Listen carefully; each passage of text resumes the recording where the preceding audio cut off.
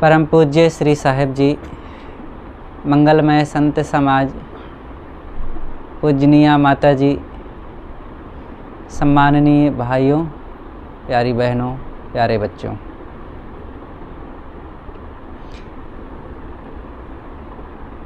अभी हमने भजन में सुना, परिवार को अपना समझा था इसीलिए पछताया हूँ। और उसके पहले श्री विनय साहब के भजन में सुने कि साहेब कबीर अभय पद दाता, पूर्ण परख समय, तुमको बंधन है गुरुदेव। सदगुरु कबीर अभय पद देने वाले हैं, ये भजन में बताया गया। अभय, अभय का मतलब जहाँ भय ना हो, पूर्ण निर्भयता को प्राप्त हो जाना ही अभय पद को प्राप्त हो जाना है। और सदगुरु कबीर ने हमको निर्भय पद तो कैसे दिया, क्या दिए वे, और कैसे दिए निर्भय पद, हम लोग कैसे निर्भय हो गए। निश्चित ही सदगुरु कबीर ने सबको निर्भय पद दिया है, अभय दे दिया है, अभय का दान उन्होंने किया है। निर्भय पद इसलिए मिल गया है क्योंकि अब सारी भ्रांतियां निकल गई। जिसके जीवन में भ्रम नहीं है उसके जीवन में कोई भय नहीं है। ये भ्रम ही तो सारा भय दिलाता है। और जिसके जीवन से भ्रम निकल गया वो महासुखी है। इसलिए भ्रमों से ऊपर उठें। सदगुरु कबीर कहते हैं, भरम बढ़ा तिहु लोक में, भरम मढ़ा सब ठाव, कहें कबीर पुकार के तुम बसो भरम के गांव।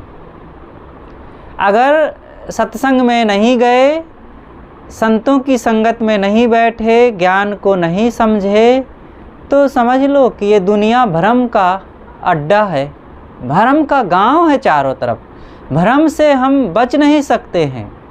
पग पग पर भ्रम के जाल बिछे हुए हैं। यहाँ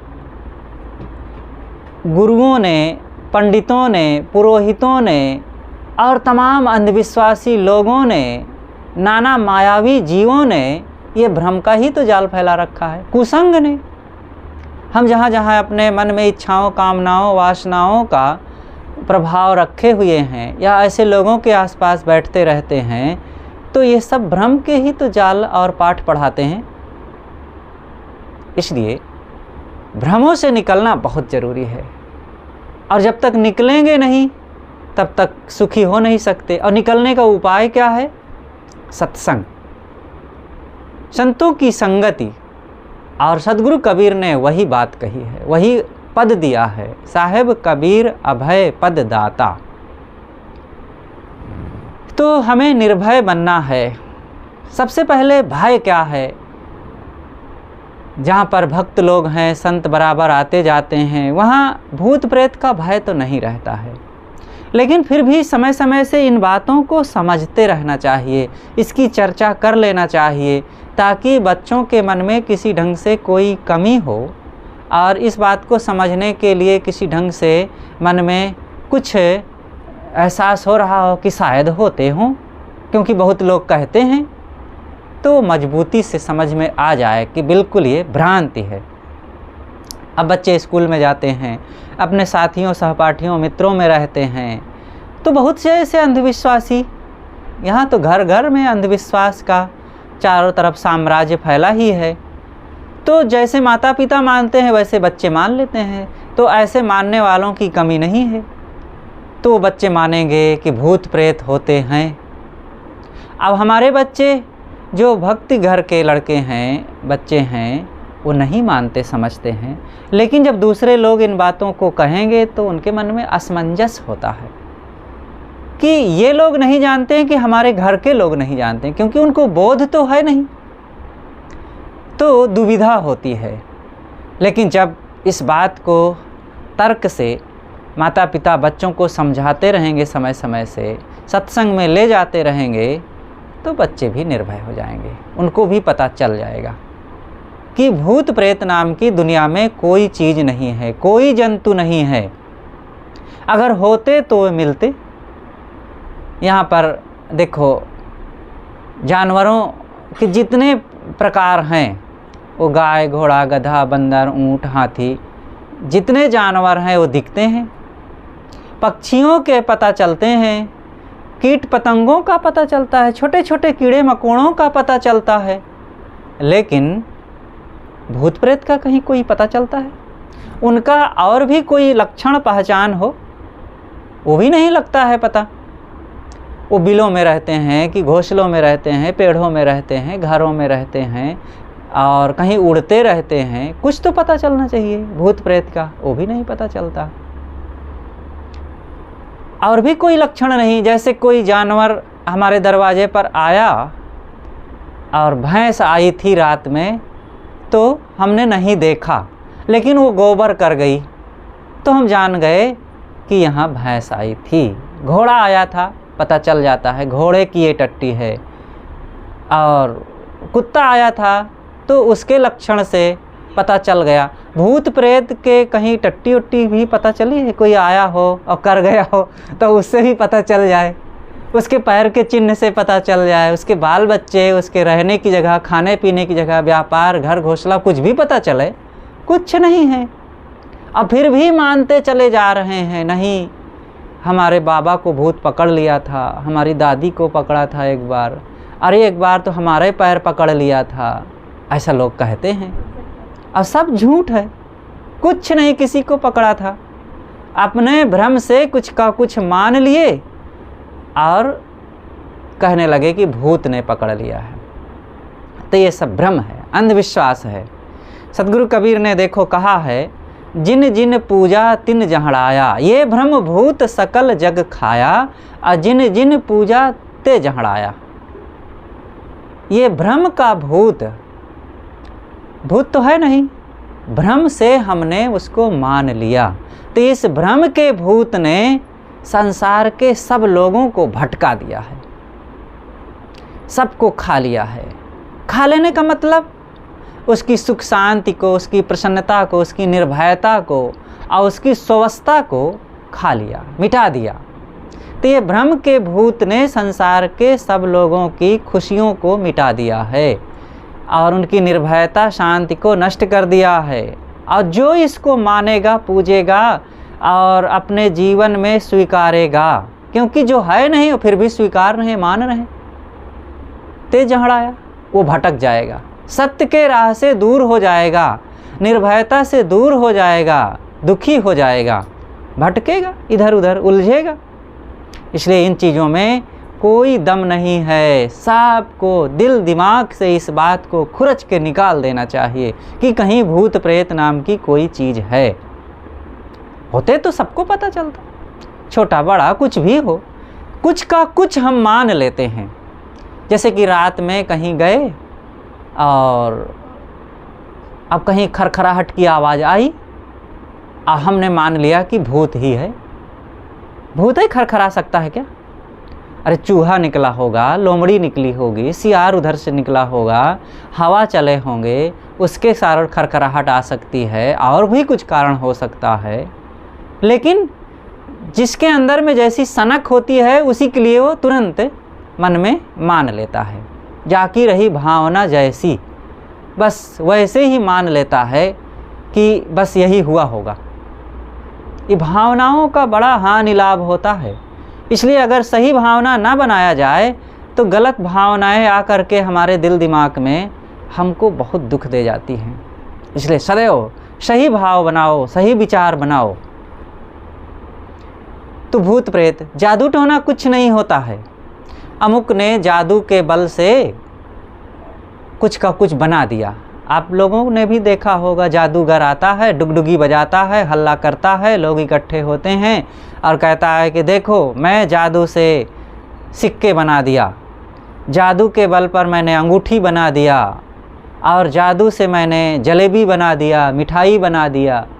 जादू से वो बना देता है। जादू वादू से कुछ नहीं बना पाया है। जिस अंगूठी को जादू से बनाया है उसी अंगूठी में जा कर के देखो तो किसी कंपनी की मोहर लगी है। जिस सिक्के को उसने बनाया है, सिक्का को जा कर के देखो तो भारत सरकार की मोहर लगी है उसमें। अगर वो जादू से बनाया है तो उसका अपना कुछ सेल्फ प्रोडक्ट का पहचान होनी चाहिए। ऐसा कुछ नहीं है। सद्गुरु कबीर हमें निर्भय पद देते हैं। निर्भय बनो, कहीं भी कोई भूत प्रेत नहीं, जादू टोना नहीं, मंत्र तंत्र नहीं, और किसी भी ढंग से कहीं भी आडंबरों में हमें फंसना नहीं है। खान पान में भी असावधानी नहीं होना चाहिए। ये भ्रमित हो करके हम मान लेते हैं कि अंडा में विटामिन है, अब लोग ऐसी गंदी चीज़ें खाने लगते हैं। ये भ्रम से ही तो ऐसी बुद्धि आ गई है। तो ये भ्रम है। भ्रम से हम मान लेते हैं कि पान बीड़ी में, सिगरेट तंबाकू में सुख है, तो ये भी महाभ्रम है। ऐसे भ्रांति से निकल करके हमें निर्भय होना चाहिए। कुछ का कुछ मान्यता बना लेता है। जादूगर, देवी देवता, मंदिर मस्जिद, गंगा में स्नान करने से पाप कटता है, ये भ्रम ही तो है। अगर गंगा में स्नान करने से पाप कटते तो कितने मेढक, मछली, कछुए आदि एकदम पाप मुक्त होते, लेकिन ऐसा नहीं है। ये केवल भ्रम है कि वहाँ जा कर के स्नान कर लेंगे तो पाप कट जाएगा। पाप कहाँ होता है? पाप तन में होता है कि मन में? मन में होता है। और गंगा में स्नान करने से तन धुलता है कि मन धुलता है? तो जब तन धुलेगा तो मन में रहा हुआ पाप कटेगा कैसे, वो धुलेगा कैसे? अब पाप अंदर है। जैसे बक्से में कपड़ा भर लो, पेटी अटैची में कपड़ा भर लो और ऊपर से खूब बल्टी बल्टी, हजारों बल्टी पानी डाल करके और खूब पाउडर डाल करके खूब रगड़ो बक्से को, अटैची को, तो कपड़ा धुल जाएगा ना? नहीं धुलेगा? कपड़े के दाग नहीं छूटेंगे? तो फिर गंगा में स्नान करने से हमारे मन के दाग कैसे छूटेंगे? पाप कैसे धुलेंगे? ये भी भ्रम है। और ये भ्रम जब तक रहेगा तब तक भयभीत रहेंगे। कोई भगवान है जो हमारे दुखों से हमको बचाएगा। हल हल कांपे बाला जीव, और ना जाने का करी हैं पीऊ। सतगुरु कबीर ने एक जगह कहा है कि ये आदमी, भोला आदमी, कमज़ोर आदमी थर थर कांपता है, पता नहीं भगवान क्या करेगा। कहाँ है भगवान जो हमारे ऊपर कुछ कोप या कृपा करेगा? लोग भगवान के कोप से डरते हैं और भगवान के आशीर्वाद के लिए ललचाते हैं। अब भगवान न कोप करने वाला है, न कृपा करने वाला है। पहले ये बात को समझ लेना चाहिए, भगवान है कहाँ? भगवान है, लेकिन लोगों ने मान रखा है कि वो बाहर है, किसी मंदिर में है, किसी तीर्थ में है, किसी मस्जिद में है, वहाँ भगवान है। वो घरों में, ऑफिस में, दुकान में, सड़क पर, अपने आसपास भगवान को नहीं मानता है। दूर भगवान कहीं है, प्रयागराज में भगवान है, बद्रीनाथ में भगवान है, जगन्नाथ में, द्वारिका में, वहाँ भगवान है। मक्का मदीने में अल्लाह है, यहाँ थोड़े है। तो ये दूर दूर के ढोल सुहावने, और वहाँ चले जाओ तो वहाँ भी ऐसे लगेगा। जिन जगहों के लिए ललचा रहे हैं कि प्रयागराज में धर्म है। एक बार गुरुदेव जी दक्षिण भारत गए तो एक व्यक्ति ने पूछा कि महाराज आप कहाँ से आए हैं? तो बताए कि हम प्रयागराज। अरे महाराज, धर्म तो प्रयाग में बसता है, यहाँ तो सब अधर्मी लोग हैं, पापी लोग हैं। गुरुदेव जी ने कहा भैया वहाँ जाइए तो वहाँ ऐसे लोग मिलेंगे, और यहाँ भी धर्मी लोग हैं, यहाँ भी अच्छे लोग हैं। सब जगह अच्छे और बुरे लोग हैं। किसी स्थान को ये ना मान लो कि यहाँ एकदम दूध का धोया, सब लोग यहाँ बड़े दूध के धोए हैं, और किसी स्थान को ये ना मान लेना कि सब पापी हैं। सब देश में, सब काल में, सब जगहों में कुछ अच्छे लोग होते हैं, कुछ बुरे लोग भी होते हैं। अच्छे लोगों को पहचानने की ज़रूरत है, पहचान करके उनसे व्यवहार करें, और जो अच्छे ना हों, जिनके गुण कर्म स्वभाव विचार ना मिले, उनसे दूर रहे। सदगुरु कबीर कहते हैं, नग पसाण जग सकल है, पारख बिरला कोय, नगते उत्तम पारखी जग में बिरला होए। नग और पत्थर, नग कहते हैं हीरा को और पत्थर पाषाण। तो यहाँ हीरा का मतलब ज्ञानवान, बोधवान, विचारवान, और पत्थर का मतलब है जो विवेक नहीं रखता है, अविवेकी, अज्ञानी, मोही, लोभी, क्रोधी, ये सब पत्थर के समान हैं। और ज्ञानी अज्ञानी सब जगह मिलते हैं। हाँ, ये तो है कि नग जैसे कम होते हैं, रत्न कम होते हैं, पत्थर ज़्यादा होते हैं। तो इसी प्रकार अच्छे लोग स्वाभाविक है कम होंगे। जहाँ भी कहीं भी क्वालिटी की बात आएगी तो क्वालिटी अपने आप कम होती ही है। अच्छी चीज़ों की क्वालिटी, अच्छे लोगों की संख्या कम होती ही है, और सामान्य लोगों की, सामान्य चीज़ों की संख्या, क्वांटिटी ज़्यादा होती है। तो हम अच्छी की पहचान करें और अच्छे को अपनावें, अच्छे से लाभ लें। घरों में देखो, आप लोगों के यहाँ क्या है ज़्यादा? सोना ज़्यादा है कि लोहा ज़्यादा है? सामान्य चीज़ें ज़्यादा है, और जो कीमती चीज़ें हैं वो कम होती है। वो चीज़ें कम होती ही हैं। इसलिए सदैव अच्छी चीज़ों को पहचानें, अच्छी चीज़ों का ही उपयोग करें और ज़्यादा उसको अपनावें। इसलिए हमें पहचानना है कि गलत चीज़ों से सदैव बच कर के रहें, रहन सहन को हम सही रखें, खान पान को सही करें। खान पान हमारे जीवन में सही होना चाहिए, गलत चीज़ें कभी भी ना खाएं। लोग पान, सुपारी, तंबाकू आदि खाने वाले खाते हैं, गलत चीज़ें खाते हैं। खान पान में सदैव सफाई स्वच्छता का ध्यान होना चाहिए। हाथ धो करके खाओ पियो और सफाई स्वच्छता का ध्यान रहे। हाँ, बिना हाथ धोए कभी भी कोई चीज़ ना खाओ। घर में अपने जहाँ रहें सफाई स्वच्छता, बर्तन साफ़ होने चाहिए, रसोई घर साफ़ होनी चाहिए, धुल करके कोई चीज़ खाओ पियो, हाथ मुंह साफ़ होना चाहिए। हर चीज़ में विचार पूर्वक सब काम करें, और रहन सहन में पवित्रता होनी चाहिए, हाथ मुंह साफ़ होना चाहिए, दांत साफ़ होने चाहिए। बच्चों को भी इन बातों को सिखाना चाहिए। माता पिता का कर्तव्य है कि वो बच्चों को सदैव खान पान की शुद्धि सिखावें।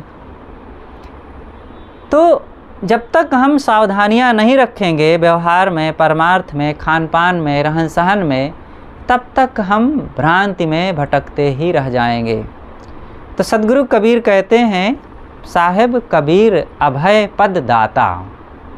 सदगुरु कबीर निर्भय पद देने वाले हैं। पूर्ण परख समयो, पूर्ण, सदगुरु पूर्ण साहेब हमारी परंपरा में एक महान संत हुए हैं, जो आज बुरहानपुर कबीर आश्रम है, वहाँ के जो गद्दीन सीन सबसे प्रथम वहाँ के आचार्य हुए हैं सदगुरु श्री पूर्ण साहेब। उन्होंने हमारे इस परंपरा के महान एक संत, दिव्य संत जो हुए हैं, कबीर पंथ, कबीर के अनुयायियों में से सदगुरु श्री पूर्ण साहेब हुए हैं। श्री पूर्ण साहेब जी ने बीजक की सबसे पहले टीका किया है। सदगुरु कबीर साहेब की जो रचना है वो कौन सी रचना है? बीजक। और बीजक की टीका व्याख्या करने वाले, उनका अर्थ देने वाले सबसे पहले सदगुरु श्री पूर्ण साहेब हुए हैं। तो श्री पूर्ण साहेब जी एक महान संत हुए, और उनके विचारों को हमें पढ़ना और सुनना, समझना चाहिए। उनके विचारों को हमें अपनाने की ज़रूरत है। उनके उपदेशों को, उनके ज्ञान को सबको जानना, समझना और परखना चाहिए। सदगुरु श्री पूर्ण साहेब कहते हैं, साहेब कबीर अभय पद दाता। सदगुरु कबीर के ज्ञान को जो अपनाएगा वही निर्भय हो जाएगा। सद्गुरु कबीर कहते हैं, जड़ और चेतन को पहचानो। जो जड़ चेतन के ज्ञान को समझ लेगा वो निर्भय हो जाएगा। जड़ क्या है, चेतन क्या है? जड़ ये शरीर है और चेतन इस शरीर के अंदर रहने वाला आत्मा है। और इस दोनों को जब समझ लेंगे तो हम निर्भय हो जाएंगे। और जब तक नहीं समझते हैं तो हम भयभीत बने रहते हैं। शरीर हमारा बूढ़ा ना हो जाए, शरीर हमारा मर ना जाए, शरीर हमारा कहीं ये ना हानि हो जाए, वो ना हानि हो जाए। तो ये जड़ को ना समझने के कारण ये भय बना रहता है। और इस ज्ञान को जब तक हम समझेंगे नहीं, ये दुविधा बनी रहती है। इसलिए सब लोग निर्भय बनो। शरीर चाहे जितना इसका उपाय कर लो, क्या कोई शरीर से अमर हो सकता है? कोटिन जतन करो यह तन की अंत अवस्था धूरी। बालू के घरवा में बैठे चेतत नाही अयाना। कहें कबीर एक राम भजे बिन बूढ़े बहुत सयाना।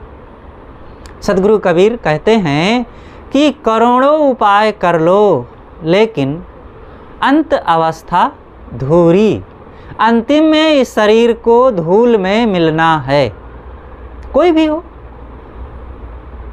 पहले के करोड़ों अरबों लोग इस मिट्टी में मिल गए। आज 7 अरब, लगभग 7.5-8 अरब लोग हैं। आज वाले लोगों को पता लगा लीजिए, कोई सर्वेक्षण करेगा अगर, तो 70-80 साल के बाद इसमें से कोई नहीं रहेगा।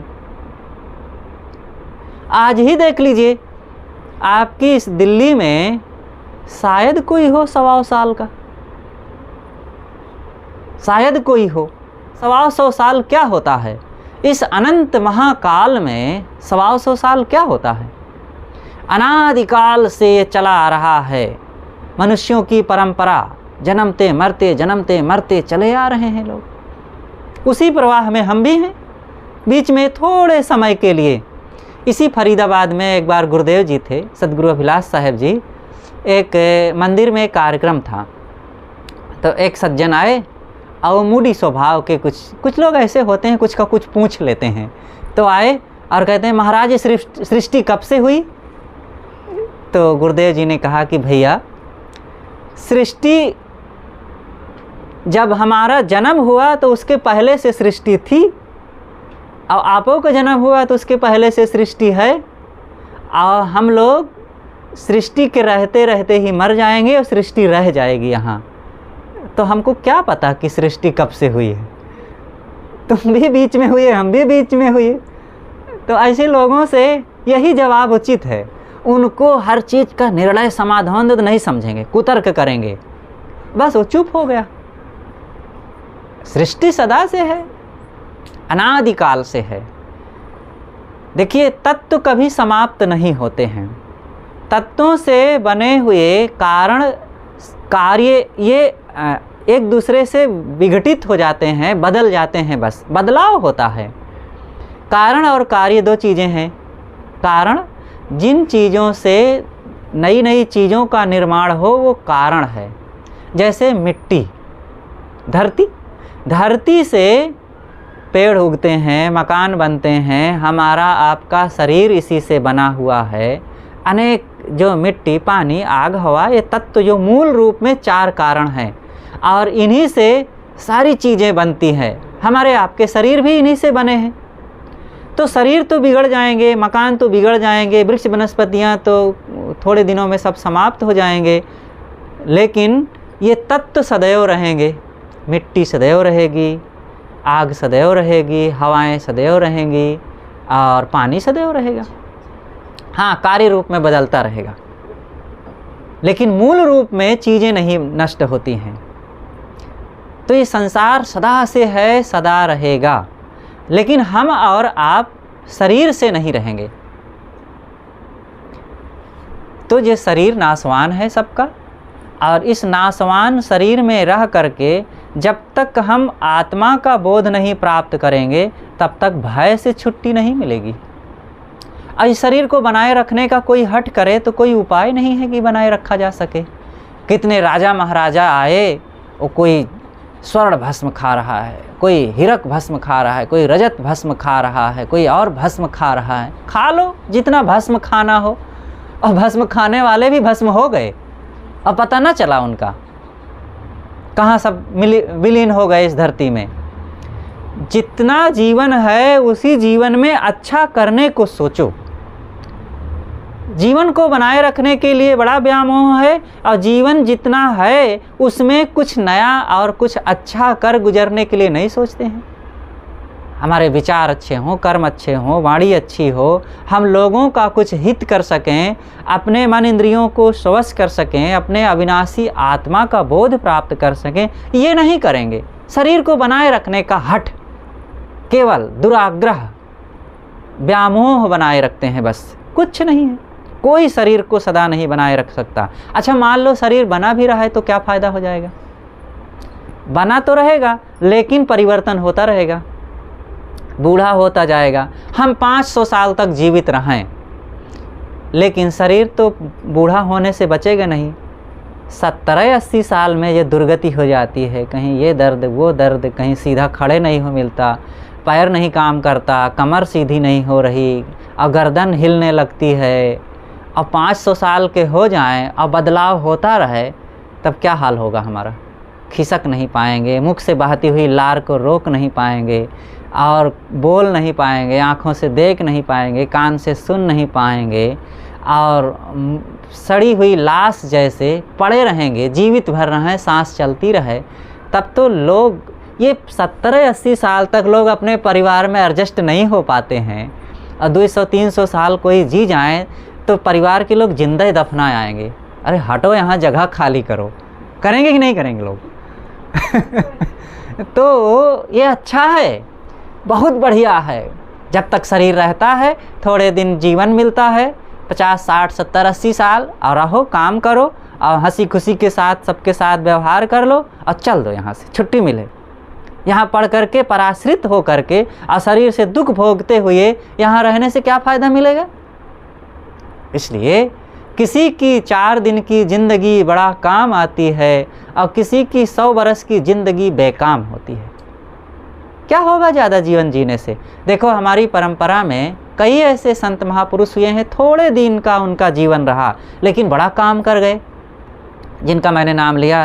ये साखी जिसके आधार पर बोल रहा हूँ कि साहेब कबीर अभय पद दाता पूर्ण परख समयो, ये सदगुरु श्री पूर्ण साहेब जी का वचन है। और सदगुरु पूर्ण साहेब 32 साल की उम्र में शरीर छोड़ दिए हैं।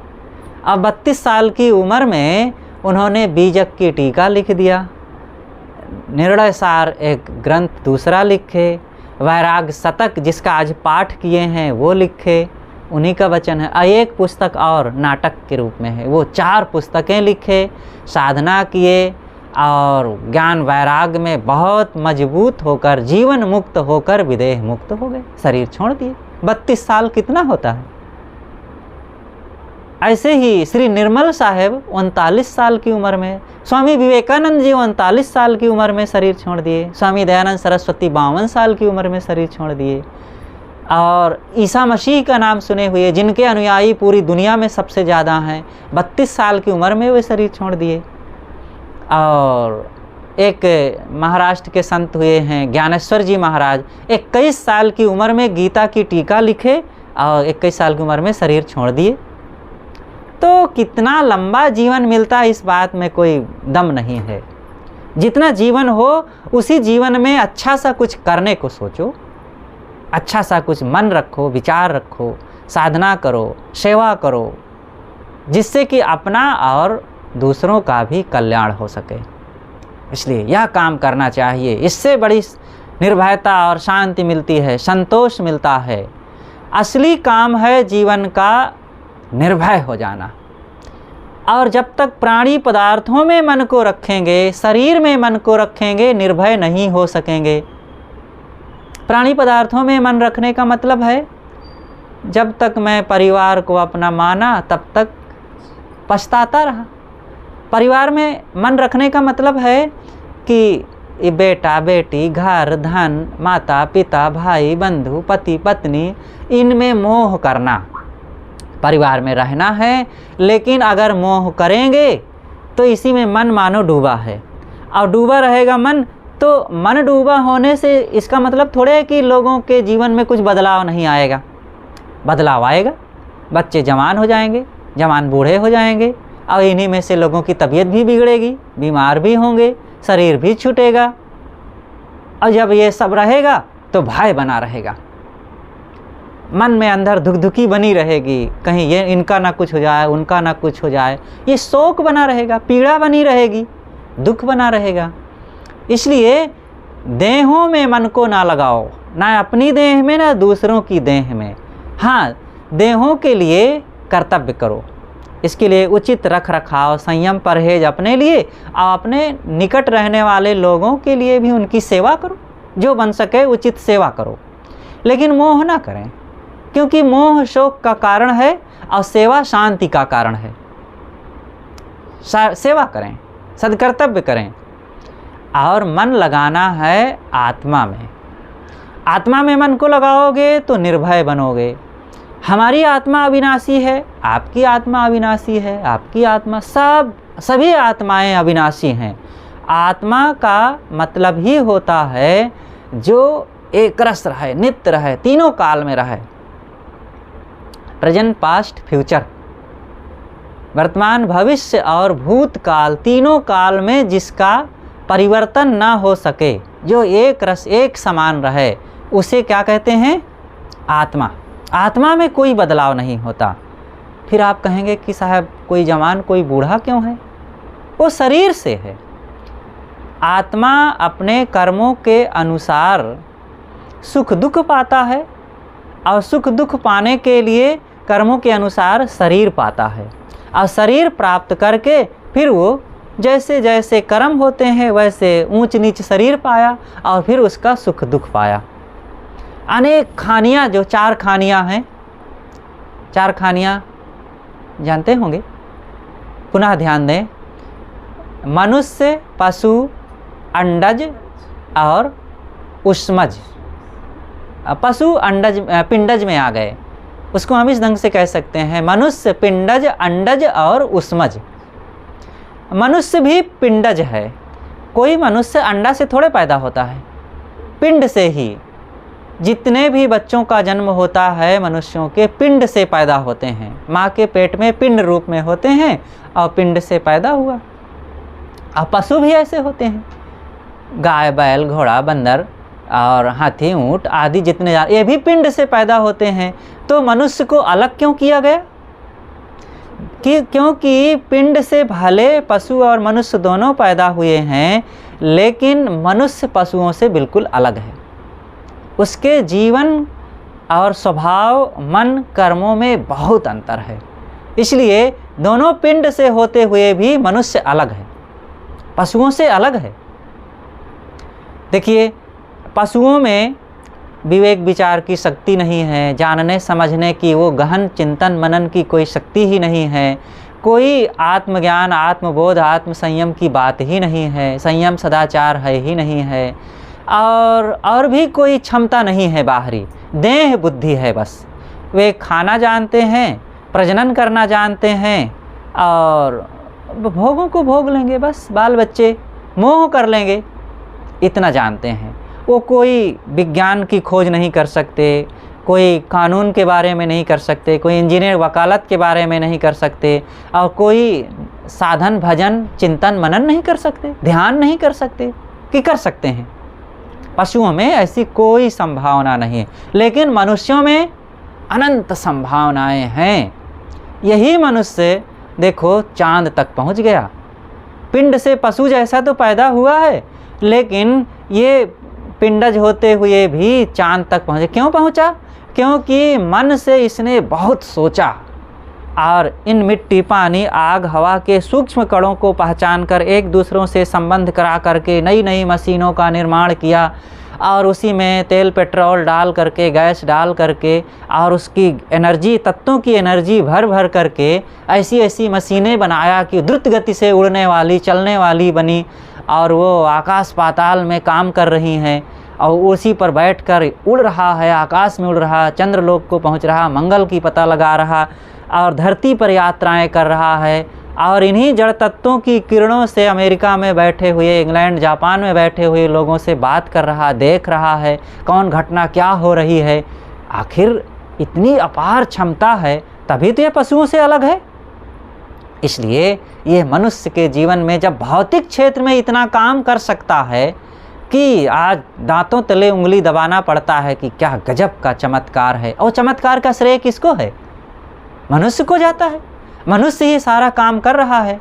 और ये मनुष्य एक तरफ भौतिक क्षेत्र में इतनी उन्नति कर डाला और इतना ज़्यादा आगे बढ़ गया, और दूसरी तरफ मेढक कर से बोल देता है तो इसकी आंती सरक जाती है। भूत है, कहीं कोई प्रेत आ गया है, कहीं भगवान से डर रहा है, तो कहीं देवी देवताओं से कांप रहा है और गिड़गिड़ा रहा जाकर पत्थर के सामने, तुम्हें वो माता चपी। एक तरफ वो पत्थर को हवा बना के उड़ा रहा है, धूल बना के हजारों फीट नीचे से उड़ा देता है आकाश में, और चांद तक पहुंच रहा है। बड़े बड़े टैंक, तोप, गन, राइफल और बड़ी बड़ी सामरिक संसाधनों से वो निर्भयता पूर्वक काम करता है, डरता नहीं है। और एक तरफ वो भूत प्रेत से और ये झूठे देवी देवता काल्पनिक बातों से डर रहा है। कितना अविवेक का फल है ना। इसलिए निर्भय बने, कहीं कुछ ऐसा भगवान भवानी बाहर नहीं है। ये अगर भगवान मानना है तो नियम को मानो, स्थूल रूप में भगवान मानना है तो इन प्राणियों को मानो, प्राणियों में मनुष्यों को मानो, और मनुष्यों में माता पिता संत गुरुजनों को मानो। कुल मिलाकर के ये प्राणी ही भगवान है। प्राणियों की सेवा करो और मनुष्यों के साथ सद्व्यवहार करते हुए उनसे ज्ञान सीखो, सदाचार से चलो।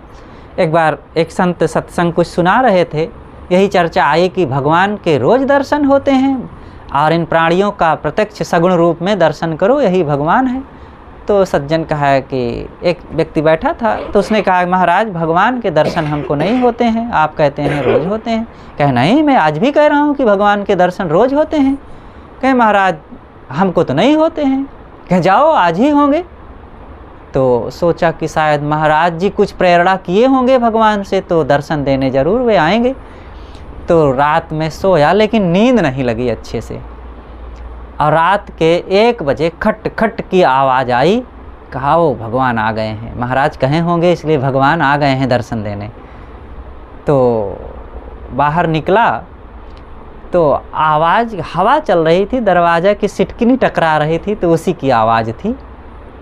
तो फिर निराश होकर के लौटा और फिर सो गया। 1:30-2 बजा, जब 2-2:30 बज गए तो फिर कुछ आहट आई, खोला तो कोई नहीं, तो फिर निराश होकर के आया, सो गया। करीब करीब 3:30 बजे एकदम स्पष्ट खट खट खट की आवाज़ आने लगी। तो बाहर आया, सोचा कि अब आ गए भगवान, चलो मिल लेता हूँ। आया तो देखा कि एक भैंसा खड़ा, वो अपने सींग की खुजली मिटाने के लिए दरवाज़ा में घर्षण कर रहा है। बड़ा गुस्सा आया, उठाया डंडा, लगाया 5 डंडा। भैंसा की ऐसी की तैसी, भगवान के चक्कर में आज सारी रात हमारी नींद खराब हो गई है। महाराज जी भी क्या धोखा दिए और कहें भगवान मिलेंगे, कोई भगवान भगवान नहीं मिला। अब कहाँ सोना होना। अब फिर नहाया धोया और सुबह 7 बजे ही महाराज जी के पास पहुँचा उनकी कुटिया में। कहें महाराज आप कह रहे थे भगवान मिलेंगे, कोई भगवान नहीं मिला, रात भर हमारी नींद खराब हुई भगवान के चक्कर में पड़ के। कहा अच्छा बताओ क्या हुआ। कहा अरे क्या हुआ, 1 बजे उठा, खटखट की आवाज़ आई तो देखा तो कुछ नहीं, हवा के झोंका से सिटकिनी बज रही थी। और फिर 2-2:30 बजे उठा तो कुछ नहीं, हवा के दरवाज़ा खटखटाया, कुछ पता ही नहीं चला क्या हुआ, कोई नहीं मिला। और 3:30 बजे उठा तो एक भैंसा दिखाई दिया, और उठाया डंडा, 4 डंडा लगाया। कहाँ अरे भाई तेरे को जब भैंसा में भगवान नहीं दिखेगा तो कहाँ भगवान पाएगा। आज देखो यही तो लोगों की विडंबना देखिए कि उनको बकरी में, मुर्गी में, भैंसा में और भेड़ में, जानवरों में, मछली में उनको भगवान नहीं दिखता है और उनको काट के खा जाएंगे। अब पत्थर में भगवान देख लेते हैं वे, अब पत्थर में भगवान देख के उसको हीटर तपाएंगे, पंखा चलाएंगे और भोग लगाएंगे। करते हैं ना। गणेश भगवान को आज से कुछ साल पहले, बहुत साल हो गए, मुझे लगता है कि आज लगभग 30 साल हो रहे हैं, एक बार गणेश भगवान को पूरे भारत में लोगों ने दूध पिला दिया था। और एक ही दिन पिलाए हैं, महीना 2 महीना पिलाते तो भगवान चलने फिरने लगते, बस एक दिन पिलाए कि छोड़ दिए, याद होगा आपको। तो क्या तमाशा है ये अंधविश्वासी लोगों में, ये सब भ्रम भरा हुआ है। और ये भ्रम पाल करके कभी कोई निर्भय नहीं हो सकते हैं, भगवान का गुलाम बने रहेंगे। और भगवान कहीं है नहीं। जहाँ विनम्रता और अधीनता लेनी चाहिए, शरणागति होनी चाहिए, वहाँ लेते नहीं अधीनता। न माता पिता के अधीन बनना चाहेंगे, न गुरु संतों के, न बड़े बूढ़े बुजुर्गों के अधीन। आवारापन आज खूब सूझ रहा है, मनमानी खूब लोग भटक रहे हैं। लेकिन झूठे देवी देवता, मिट्टी पत्थर पूजने में, पेड़ पौधा पूजने में, मूर्त के सामने जा कर के नाक रगड़ेंगे। ऐसे लोग कभी निर्भय हो सकेंगे? भय से भटकते हुए दुख में बीतता है उनका जीवन। इसलिए सही दिशा में, सही ढंग से, सही समय पर और सही काम करना चाहिए। जो लोग मेहनत नहीं करते हैं और सही काम में नहीं लगते हैं, उनको केवल पश्चाताप, दुख, अशांति, क्लेश और दिन पर दिन उनके जीवन में पीड़ा ही बढ़ती जाएगी।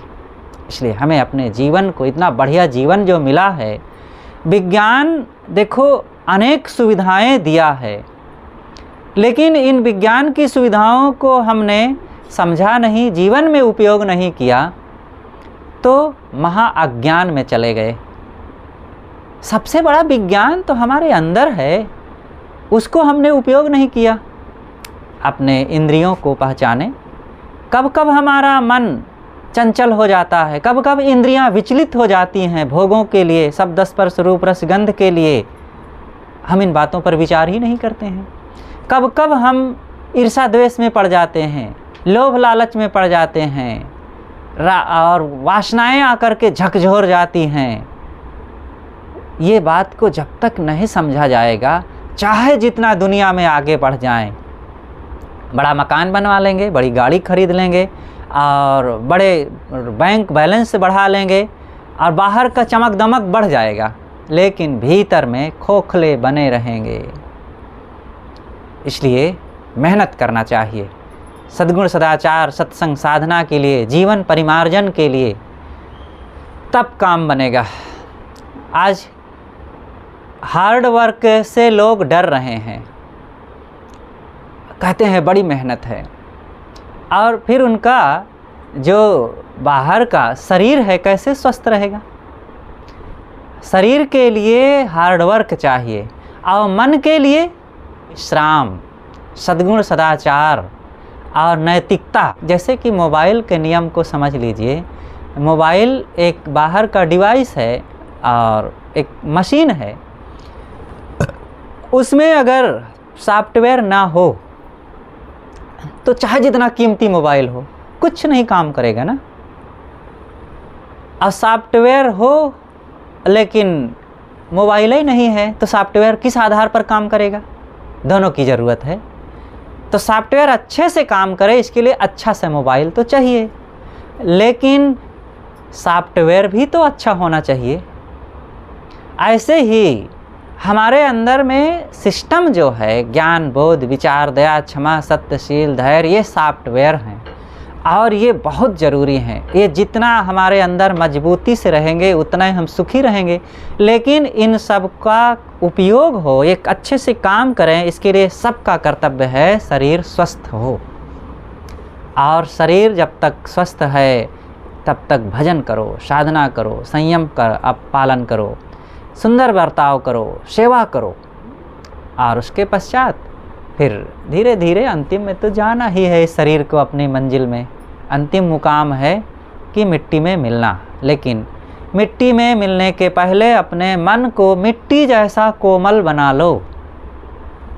मिट्टी कितनी कोमल होती है ना। मिट्टी को जब कठोर होती है उसको फोड़ कर पीस डालो, कोमल बन गई। पानी डाल दो उसमें और कोमल हो गई। ऐसे ही इस मन में जब तक ज्ञान विचार नहीं मिला तो बड़ी कठोरता रहती है। ज्ञान विचार के हथौड़े से इसको फोड़ करके पीस डालो, एकदम महीन, बहुत कोमल हो जाएगा। और फिर इसमें भक्ति का पानी मिला दो। गुरु संतों के प्रति, बड़े बुजुर्गों के प्रति, माता पिता के प्रति जो भक्ति भाव है, इसका पानी मिला लो, अत्यंत कोमल बना लो। और फिर पानी को देखो, जो इतना कोमल हो गया। पानी बहुत महत्वपूर्ण चीज़ है। अब पानी इतना पतला, इतना टूटा हुआ, इतना बारीक होता है कि सब जगह पहुंच जाता, नीचे से नीचे पहुंच जाता, लेकिन इतना छोटा होकर के भी सब का पोषण करता है। प्राणियों को, मनुष्यों को, वृक्ष वनस्पतियों को, और सब का पोषण पानी करता है। ऐसे ही जो विनम्र होता है और जो अपने को कोमल बना लेता है, वो सबकी सेवा करता है और उसकी खुद की रक्षा होती है। इसलिए अगर निर्भय बनना है तो सारे अहंकार का त्याग करें, सारे अंधविश्वास का त्याग करें, सारे गलत खान पान चाल चलन का त्याग